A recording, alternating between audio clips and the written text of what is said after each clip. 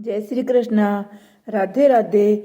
आज हम पौष मास के शुक्ल पक्ष की पुत्रदा एकादशी कब है, उनका पारण कब किया जाएगा, उनकी कथा विधि सब जानेंगे।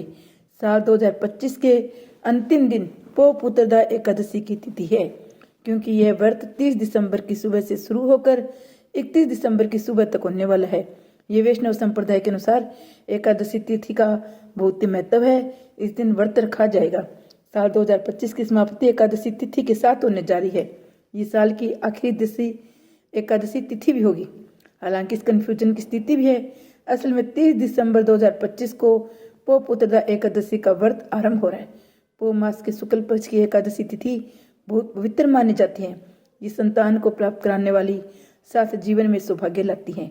एकादशी तिथि का आरंभ 30 दिसंबर की सुबह 7:50 AM से हो रहा है। वही एकादशी तिथि का समापन 31 दिसंबर की सुबह 5 बजे होगा। जो 30 दिसंबर को व्रत रखा जाएगा, उनका पारण 31 तारीख को किया जाएगा। पौ मास के शुक्ल पक्ष की एकादशी में भगवान विष्णु की पूजा की जाती है। तिथियों में एकादशी तिथि भगवान विष्णु को बहुत ही प्रिय है। इस दिन व्रत रखकर अगले दिन द्वादशी को चावल दाल भगवान विष्णु को भोग लगाकर, ब्राह्मण को खाना खिलाकर, दक्षिणा देकर, अपने सामर्थ्य अनुसार दान पुण्य करके व्रत खोला जाता है। पौ मास के शुक्ल पक्ष की एकादशी तिथि भगवान विष्णु को प्यारी होती है। तिथियों में सब एकादशी तिथि भगवान विष्णु को प्रिय है। इस दिन व्रत रखकर भगवान की पूजा करके भगवान को प्रसन्न किया जाता है। इस व्रत को करने से भगवान संतान की सभी परेशानियों को खत्म करते हैं। इसके अलावा इस व्रत की कहानी में भी उल्लेखनीय है। राजा सुकेतमान ने इस व्रत को किया तो उन्हें संतान की प्राप्ति हुई। तो इस दिन व्रत रखे तो इस कथा को अवश्य सुने। इस कथा का जिक्र पद्य पुराण समेत कई पुराणों में भी किया गया है। वह पौ मास के शुक्ल पक्ष की जो एकादशी है, हम उसका महत्व सुनेंगे। महाराज संसार के हित की इच्छा से इसका वर्णन करता हूँ। इस दिन विधि पूर्वक पुत्रदा एकादशी का व्रत करना चाहिए। ये एकादशी सभी पापों को खत्म करने वाली, इससे सभी कामनाएं पूर्ण होती है। बहुत समय पहले की बात है। बदावतीपुरी में राजा सुकेतमान राज्य करते थे। उनकी रानी का नाम चंपा था। रानी राजा का बस एक ही दुख था कि उनके कोई संतान नहीं थी। राजा को बहुत समय तक कोई वंशधर पुत्र प्राप्त नहीं हुआ, इसलिए दोनों पति पत्नी चिंता और शोक में डूबे रहते थे। राजा के पितर भी राजा के इस दुख से दुखी थे, क्योंकि उन्हें भी चिंता थी कि राजा के बाद कोई ऐसा दिखाई नहीं देता जो हम लोगों को तर्पण करेगा, हम लोगों को श्राद्ध करेगा। पितर भी जो इसकी पीढ़ियां चलती है उससे प्रश्न होते हैं। एक दिन राजा घोड़े पे सवार होके वन में जा रहे थे। राजा के महल में किसी को भी इस बात का पता नहीं था कि राजा उस घने जंगल में भ्रमण करने के लिए गए हैं।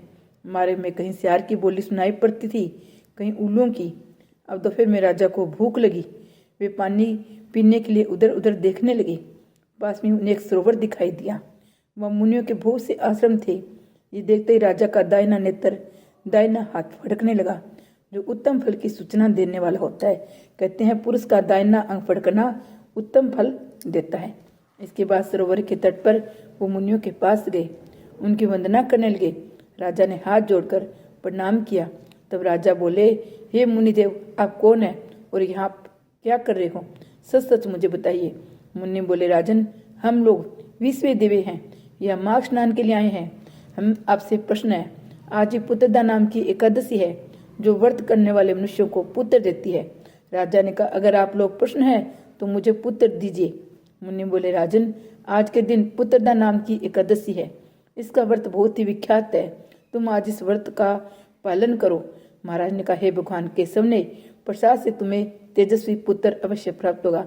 इस प्रकार विधि राजा ने सुनकर व्रत किया। द्वादशी को इसका विधि विधान से पारण किया। इसके फलस्वरूप रानी ने कुछ ही दिनों में गर्भ धारण किया। 9 माह बाद राजा को पुत्र की प्राप्ति हुई।